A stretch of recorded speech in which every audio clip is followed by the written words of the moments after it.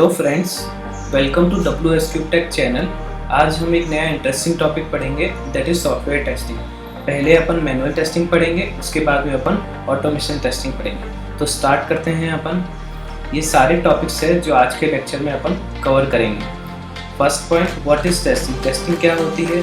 Second point, what do you mean by software testing, software testing क्या होती है। Third one is types of software testing, software testing कितने types की होती है। Fourth point is basic of manual testing, manual testing का क्या basic है उसके बारे में अपन पढ़ेंगे।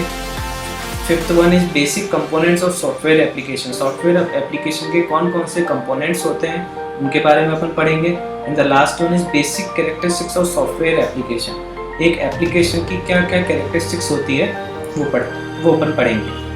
तो फर्स्ट स्टार्ट करते हैं अपन टेस्टिंग। फर्स्ट अपन डेफिनेशन देखेंगे। In general testing is finding out how well something works.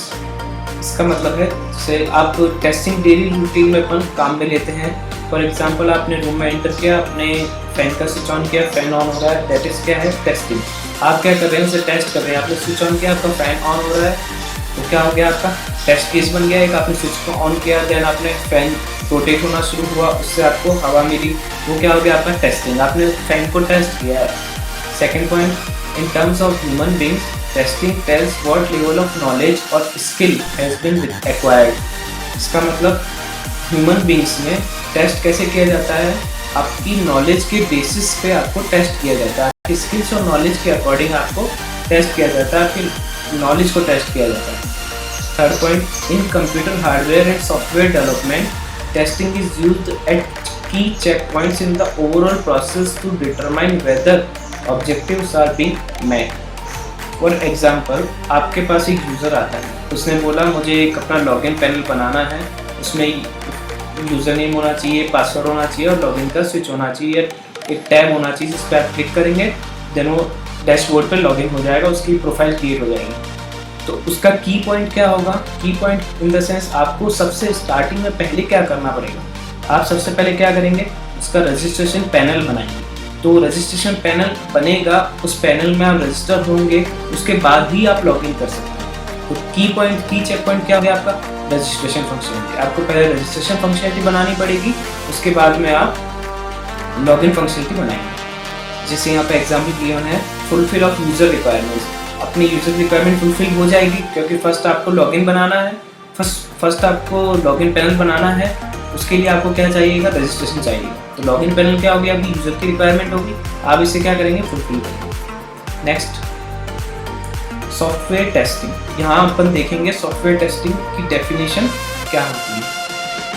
Software testing is a process which helps to identify the correctness, completeness, quality and security of a developed software application. ये एक process है जो अपनी मदद करता है, help करता है किस चीज़ में, आपको कोई भी एप्लीकेशन बनानी है उसकी करेक्टनेस के लिए, सेकंड कंप्लीटनेस के लिए, थर्ड वन इज क्वालिटी के लिए और fourth one is most important security के लिए। करेक्टनेस कैसे, आपका जो आप एप्लीकेशन डेवलप कर रहे हैं, यूज़र की रिक्वायरमेंट को फुलफिल कर रहे हैं, वो करेक्टली फुलफिल होनी चाहिए, आपका रेस्पॉन्स अच्छा होना चाहिए उस एप्लीकेशन से, वो क्या होता है, correctness.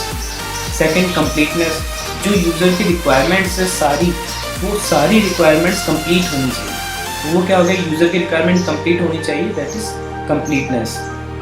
Third one is quality में क्या होगा, आप खुद भी ऐसा सोचते हैं कि आप अगर कोई मार्केट से प्रोडक्ट परचेज करके लाते हैं तो वो क्वालिटी प्रोडक्ट होना चाहिए, दैट इज क्वालिटी क्या होती है, आपको क्वालिटी प्रोडक्ट मिलना चाहिए, आपने यूज़र की रिक्वायरमेंट के अकॉर्डिंग उसे क्वालिटी प्रोडक्ट को बनाना है।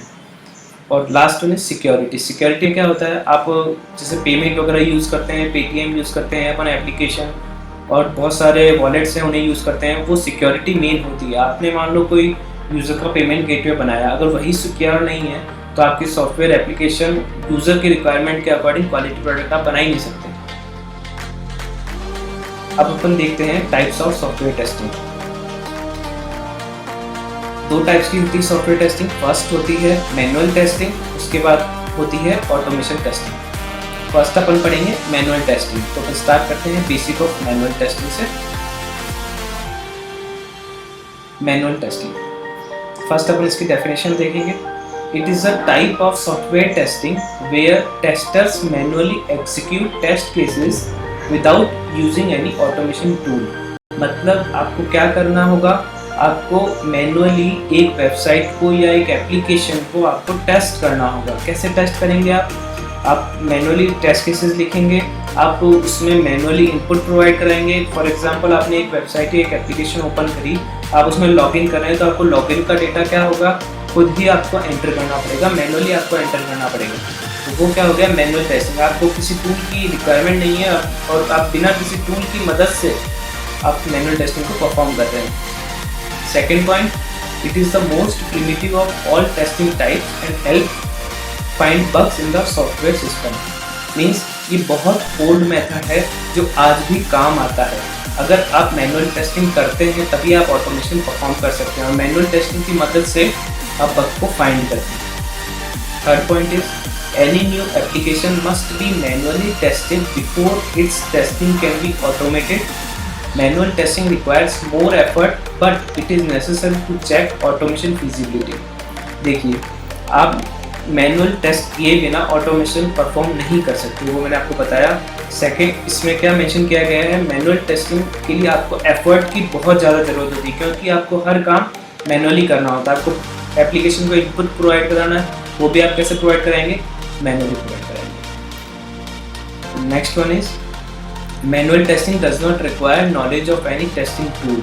आपको किसी भी ऑटोमेशन टेस्टिंग टूल की रिक्वायरमेंट नहीं है, आपको बिना ऑटोमेशन की मदद से मैनुअल परफॉर्म करना है। Next, components of software application. Software application के कौन कौन से कंपोनेंट्स होते हैं। First one is user interface. User interface क्या होता है, बेसिकली लुक एंड फील। आपने जैसे गेम यूज़ में लेते हैं, आप गेम खेलते हैं, गेम का क्या होता है, आप जैसे स्टार्ट करते हैं उसे, उसका पहले होम स्क्रीन खुलती है, उसका लोगो खुलता है, उसके बाद उसके ग्राफिक्स अपलोड होते हैं, वो क्या होता है, यूआई होता है। किसी भी एप्लीकेशन का, किसी भी वेबसाइट का, किसी भी गेम का, किसी भी सॉफ्टवेयर का, उसका अपना एक इंडिविजुअल यूआई होता है, यूज़र इंटरफेस होता है, वो बेटर होना चाहिए। Second one is role specific functionality. Role specific functionality मतलब आपके पास मान लीजिए कि किसी एचआर डिपार्टमेंट का प्रोजेक्ट आता है, आप उसमें क्या करेंगे, एम्प्लॉय का नेम होगा, एम्प्लॉय का डेजिग्नेशन होगा, एम्प्लॉय की लीव समरी होगी। मीन्स उसमें आपने रोल डिसाइड कर दिए। फर्स्ट एम्प्लॉय का नेम आएगा तो उस वाले कॉलम में आप पूरा क्या लिखेंगे, एम्प्लॉय के नेम्स लिखेंगे, और लीव वाले कॉलम में आप पूरा लीव का समरी मेंशन करेंगे। Next component is business rules and validations. For example, अपन क्या करते हैं, ISO सर्टिफाइड कोई भी कंपनी होती है, आपकी कोई एप्लीकेशन भी ISO सर्टिफाइड होती है, तो वो क्या हो गया, बिजनेस के रूल्स हो गए, वैलिडेशन हो गए। आपको ISO को सर्टिफाइड करा के ही आपकी एप्लीकेशन को मार्केट में प्रोवाइड कराना। Next one is database. Database हम सब जानते हैं, नॉर्मली डेटाबेस क्या होता है, जिससे अपन इंफॉर्मेशन को स्टोर कर सकते हैं और वहाँ से अपन क्या कर सकते हैं, रिट्राइव कर सकते हैं, वो डेटाबेस होता है। Next one is reports. Reports क्या होता है, आपकी कंसोलिडेटेड इंफॉर्मेशन होती है। वो कंसोलिडेटेड इंफॉर्मेशन कौन सी, आपने जो रोल्स डिसाइड किए थे उन रोल्स की और लीव्स की समरी, ये सब क्या होती है, आपकी रिपोर्ट्स होती है। Next one is interface. Interface क्या होता है, आपने अपनी एप्लीकेशन एंड्रॉयड के लिए बनाई, आप उसको विंडोज़ में चेकआउट करें तो क्या हो गया, ये इंटरफेस हो गया। आपकी एप्लीकेशन डिफरेंट ऑपरेटिंग सिस्टम्स पे आप रन करवा के देख रहे हैं, वहाँ पर उस एप्लीकेशन का कैसा रिस्पॉन्स है। Next one is logs.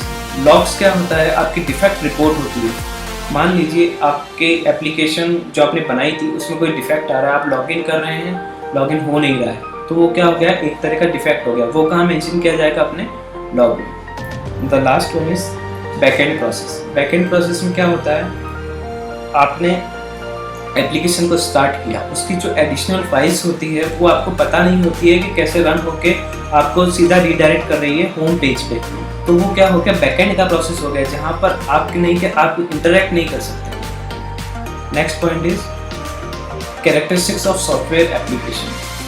इसमें अपन पढ़ेंगे कैरेक्टरिस्टिक्स सॉफ्टवेयर एप्लीकेशन की क्या क्या कैरेक्टरिस्टिक्स होती है, वो अपन इसमें पढ़ेंगे। First point is performance criticality. आपकी एप्लीकेशन की परफॉर्मेंस बहुत क्रिटिकल होनी चाहिए। फॉर एग्जांपल आपने क्या किया, एक एप्लीकेशन आपने जो बनाई थी उस पर क्लिक किया, क्लिक करने के वो कुछ सेकंड बाद ओपन हो रही है, तो उससे क्या होगा, आपकी परफॉर्मेंस मेजर की जाएगी। अगर आपकी एप्लीकेशन आपने क्लिक किया और आपको सीधा डैशबोर्ड पे रिडायरेक्ट करती है, तो वो क्या होगी, आपकी एप्लीकेशन की परफॉर्मेंस क्रिटिकल होगी। तो वो क्या है, सबसे मेजर पॉइंट है एक परफॉर्मेंस का। Second point is global use. Global use मतलब आपकी जो एप्लीकेशन है वो ग्लोबली यूज़ होनी चाहिए। इसके लिए अपन एग्जांपल लेते हैं यूट्यूब का। यूट्यूब क्या है, आपको हर लैंग्वेज में अपनी सर्विस प्रोवाइड कराता है। फॉर एग्जांपल आप इंडिया में यूज़ कर रहे हैं इंडिया, आप यूके में यूज़ कर रहे हैं यूके, तो आपको क्या होता है, डिफरेंट लैंग्वेजेस में आपकी यूट्यूब की फैसिलिटी यूट्यूब अपने अब यूज़र को प्रोवाइड कराता है। तो वो यूट्यूब क्या हो गया, ग्लोबली यूजेस हो गया। नेक्स्ट पॉइंट है कॉम्प्लियंस। कॉम्प्लियंस क्या होता है, compliance is basically related to business rules. Business rules में अपन क्या करते हैं, ISO सर्टिफाइड होना चाहिए, CMMI सर्टिफाइड होना चाहिए। इसमें क्या होता है, उनके जो रूल्स होते हैं उन्हें फॉलो करके अपने को क्या करना पड़ता है, एप्लीकेशन को डेवलप करना पड़ता है। Next point is sensitive data handling. Sensitive data handling means आप जैसे पेटीएम यूज़ करते हैं, पेटीएम में आपने अपने क्रेडिट कार्ड या डेबिट कार्ड की इंफॉर्मेशन को सेव कर रखा है। अगर आपने उसमें सेव कर रखा है, उसके डेटाबेस में सेव कर रखा है, तो आप पेटीएम से क्या एक्सपेक्ट करते हैं, वो आपकी क्रेडिट कार्ड की इंफॉर्मेशन किसी और वेबसाइट को ना दे। तो ये क्या हो गया, आपका डेटा को सेंस कर रहा है, वो आपके डेटा को क्या कर रहे हैं, सेंस कर रहे हैं, सिक्योर रख रहे हैं आपके डेटा को, कि आपको और कोई आपके डेटा को यूज़ नहीं कर पाएगा। Next point is UI criticality. UI is basically user interface. इसमें क्या होगा, मैंने आपको पहले भी बताया था, UI is look and feel. आपके एप्लीकेशन का UI कैसा है, लुक एंड फील कैसा है, वो मेजर करता है UI क्रिटिकल। और आपकी एप्लीकेशन का UI क्रिटिकल होना चाहिए अगर आप एक क्वालिटी प्रोडक्ट यूज़र को देना चाहते हैं। Next point is end user categories. End user categories उनसे रिलेटेड हैं जो फिजिकल हैंडीकैप पर्सन होते हैं, जो आपकी एप्लीकेशन को कैसे इंटरेक्ट करेंगे, वो किस में आता है, एंड यूज़र कैटेगरीज में आता है। सो फ्रेंड्स, आज के लिए इतना ही। Thank you for watching our video. Hopefully